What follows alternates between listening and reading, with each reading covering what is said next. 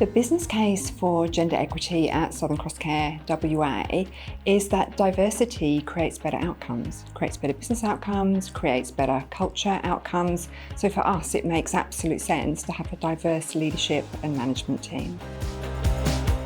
The first step that we took to improve gender equity at Southern Cross Care was to review remuneration and address the gender pay gap. When I first started at Southern Cross Care, we realised there was inequity in pay, and sometimes that sat within teams, sometimes that sat across teams. So one of the first things that I wanted to do was to make sure that everybody was really confident that they were being paid fairly, and reviewed all roles to make sure that that was the case.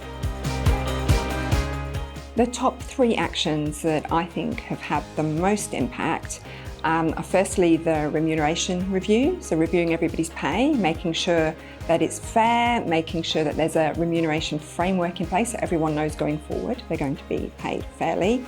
The second was the establishment of our new values. So our employees chose our values and they resonate really strongly with them, and they are: I listen, I act, I don't give up, and we work as one.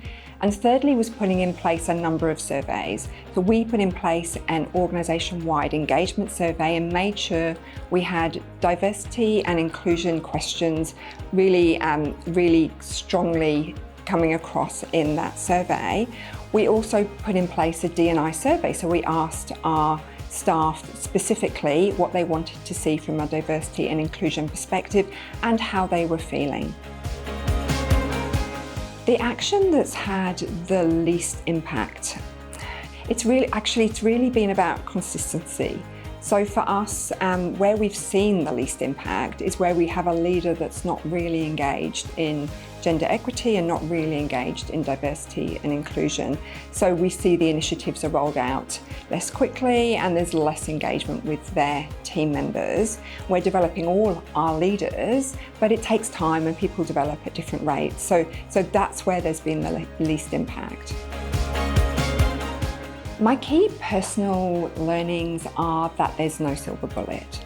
There's no one thing that we can do that's going to make an enormous difference. It's lots and lots of small things and listening to what people want and listening to what our employees say. I've learned that inclusion isn't just about gender. So we've considered gender and we've absolutely worked on ensuring that we have gender equity, but also there are other things that our employees want us to consider so that they feel included and they bring their whole self to work. The impact of our membership with CEOs for Gender Equity has been your amazing resource library, which we have shamelessly downloaded, and it's been fantastic to access those resources.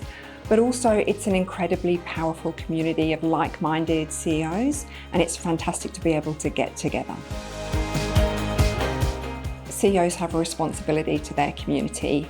We're in positions of power, and we can create debate, we can create a voice for people. So it's really important that we engage with this, that we get involved. It's our responsibility to our community.